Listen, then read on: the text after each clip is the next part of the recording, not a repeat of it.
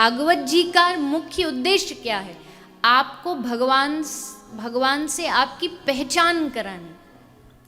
ईश्वर अंश जीव अविनाशी ममैवांश जीव लोके जीव भूत सनातन, ये हम सब जानते हैं। लेकिन कई बार माया का पर्दा ऐसा हमारी आंखों पर पड़ जाता है कि हमें वो ईश्वर होते हुए दिखाई नहीं देता। जैसे उदाहरण के लिए एक नवेली दुल्हन जिसका अभी अभी ब्याह हुआ है, वो मंदिर में दर्शन करने गई ठाकुर जी के।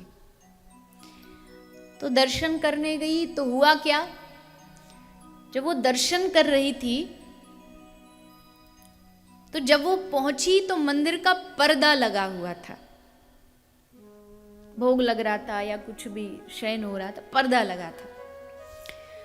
तो एक पर्दा लगा है मंदिर में, एक पर्दा लगा है उस नई दुल्हन के माथे पर, घूंघट का पर्दा। साड़ी का पल्लू उसने सर पर, क्योंकि सब बड़े बुजुर्ग सब साथ में हैं, तो एक पर्दा उसके मुख के ऊपर है और एक भगवान के।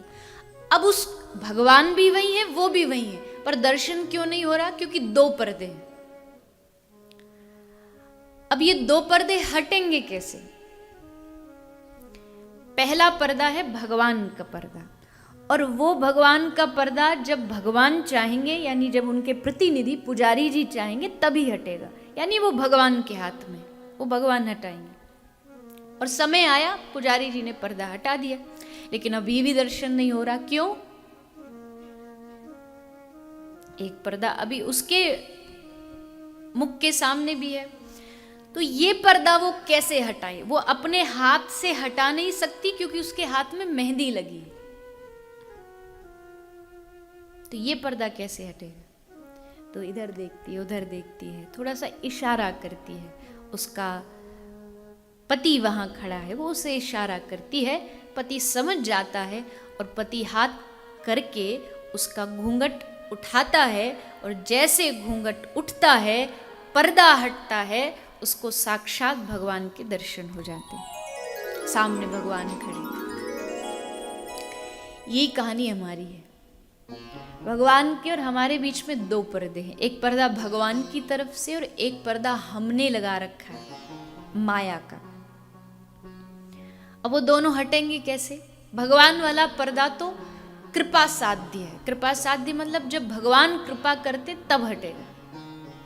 पर हम अपनी माया का पर्दा कैसे हटाएं? उठा इसलिए नहीं सकते क्योंकि हमारे हाथों में आसक्ति की मेहंदी लगी है। आसक्ति समझते हैं ना? प्रगाढ़ किसी से एकदम प्रेम हो जाए, उसके बगैर रह ना पाए, जी ना पाए, आसक्ति।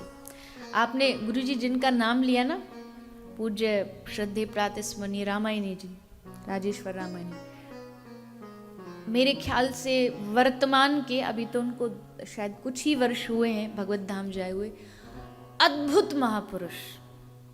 उनकी वाणी को एक बार सुन ले तो एक प्रकार का नशा चढ़ जाता है, ऐसी वाणी है उनकी। तो वही कहते थे, उन्हीं की वाणी में बात है, वो कहते थे, लोग कहते हैं आसक्ति आसक्ति, अगर आसक्ति है तो जा भी तो सकती है।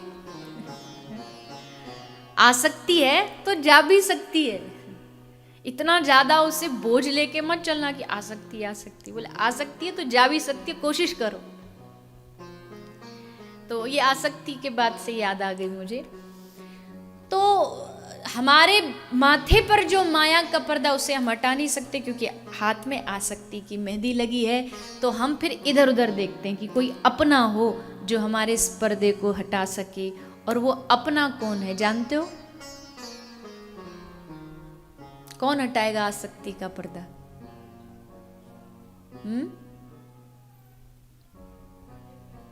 और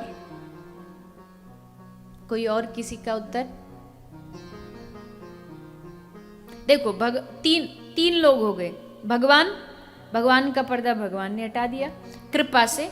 हमारा पर्दा हम हटा नहीं पा रहे माया का, क्योंकि हम आसक्ति में फंसे, माया में फंसे हैं। अब एक तीसरे व्यक्ति की एंट्री होती है।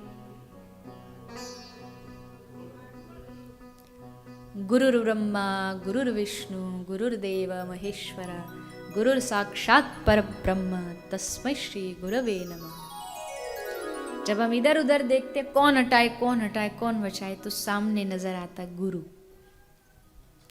बाह पकड़ के खड़ा गुरु, सर पर हाथ रख कर के खड़ा गुरु कि तू चिंता मत कर, मैं हूं तेरे साथ।